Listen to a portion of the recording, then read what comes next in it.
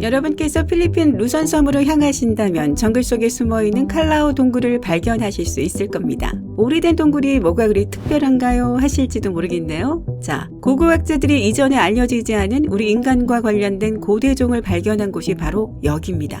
아니요, 저 길가에 있는 어린아이를 말하는 게 아니에요. 이건 거의 인간이죠. 농담이에요.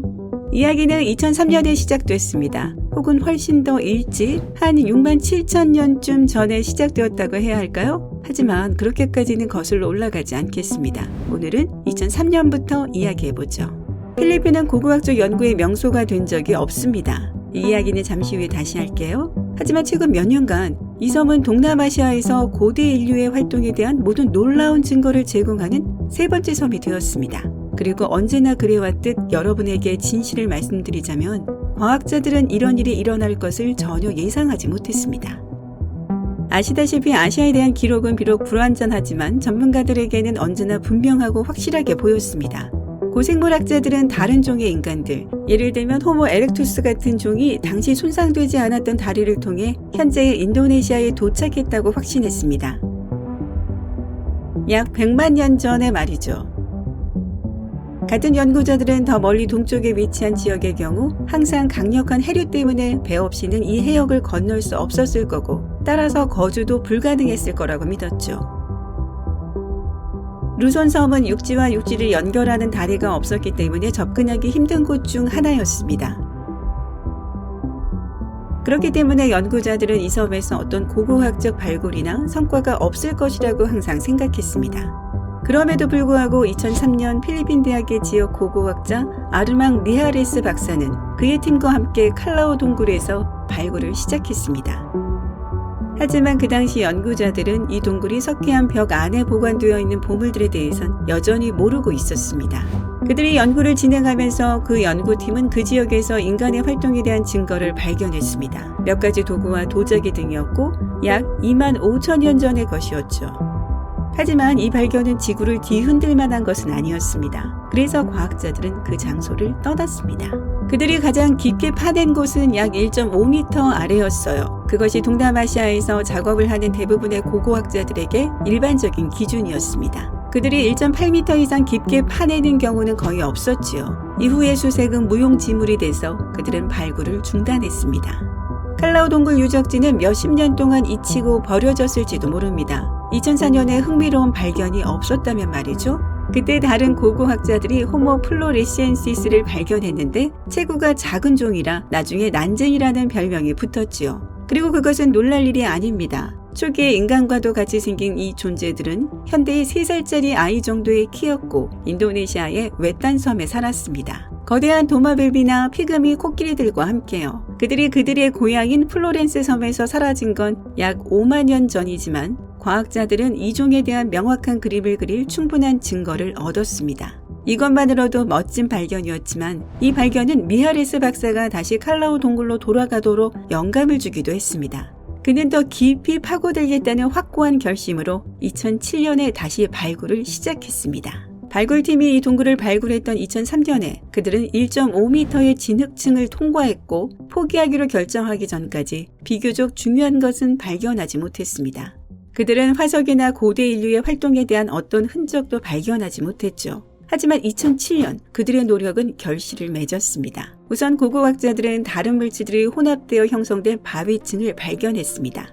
그리고 이 층이 뼈 조각으로 가득하다는 것을 발견했을 때 과학자들이 얼마나 흥분했을지 여러분도 상상이 되실 거예요. 분명히 이 뼈들은 오래전에 동굴 안에서 흘러내려와 있었던 거였죠. 하지만 이 뼈가 발견된 순간 고고학자들은 얼마나 오래전에 그 일이 일어났는지 상상조차 할 수 없었습니다. 과학자들이 처음으로 뼈를 조사하기 시작했을 때 그들은 큰 실망을 하게 됐습니다. 화석에는 동물의 뼈만이 있는 것 같았습니다. 돼지나 사슴뼈 같은 거요. 하지만 연구팀은 희망을 잃지 않고 고고학자인 필립 파이퍼 박사에게 나머지 뼈를 분석해달라고 요청했습니다.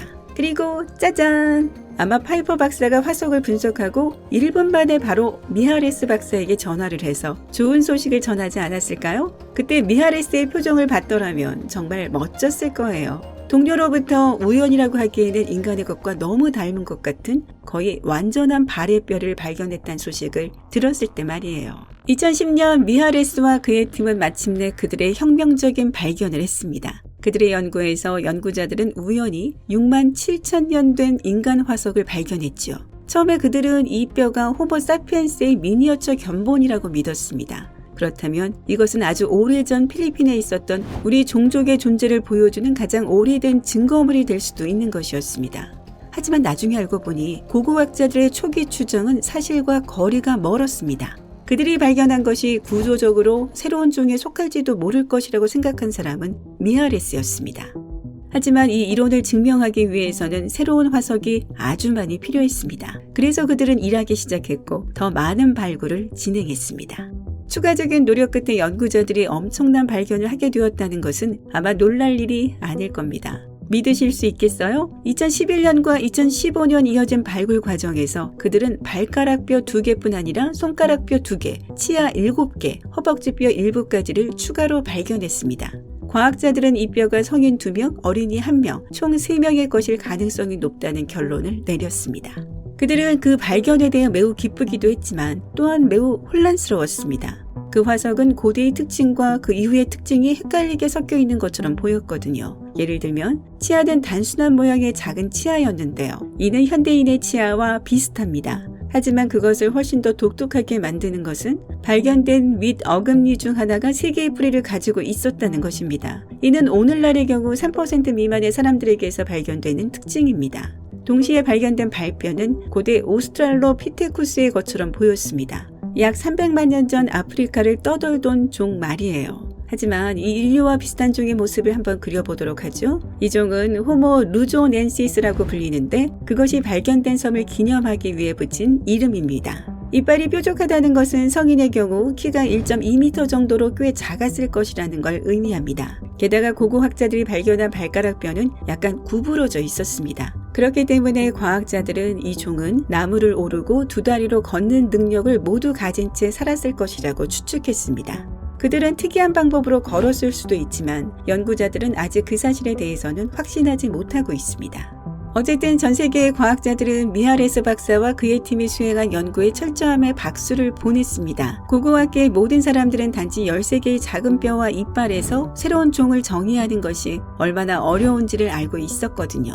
발견된 유해에서 DNA를 추출하려는 시도가 있었지만 현재까지 별다른 성과를 거두지 못하고 있습니다. 불행히도 이 뼈들은 열대우림의 습기와 열기를 수만 년 동안 견딘 표본의 전형이었거든요. 이번 발견은 대답보다는 더 많은 의문을 제기하는 것 같습니다. 예를 들면 호모 루조넨시스는 섬에 고립되었을 때 나무에 오르고 걷는 것을 배웠을까요? 아니면 그 능력은 그들의 고유한 특성이었을까요? 또 그들은 어떻게 그리고 언제 그 섬에 가게 되었을까요? 육지와 연결된 다리가 없었다는 건 다 기억하시죠?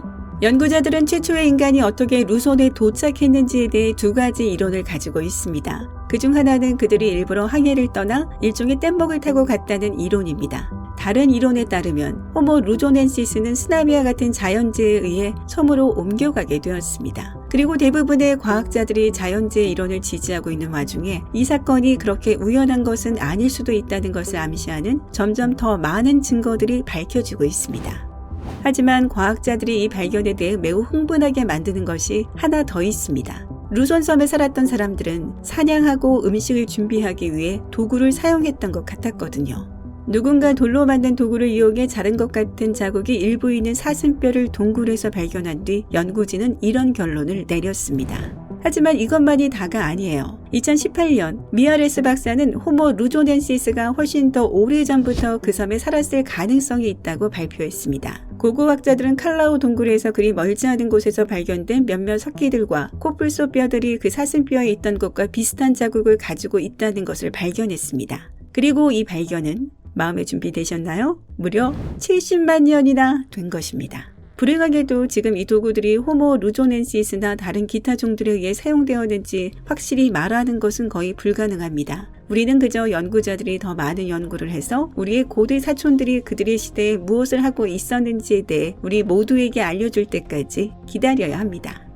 여러분은 다른 흥미로운 고고학적 발견에 대해 들어본 적이 있나요? 아래 댓글로 알려주세요. 여러분이 오늘 새로운 뭔가를 배우셨다면 영상에 좋아요를 주시고 친구에게 공유해주세요. 잠깐만요. 아직 발굴은 끝나지 않았습니다. 여러분이 확인하셔야 할 2000개 이상의 재미있는 영상을 준비했습니다. 왼쪽, 오른쪽 중 하나를 선택해 클릭하신 후 즐겁게 감상하기만 하시면 돼요. 삶의 밝은 면에 머무르세요.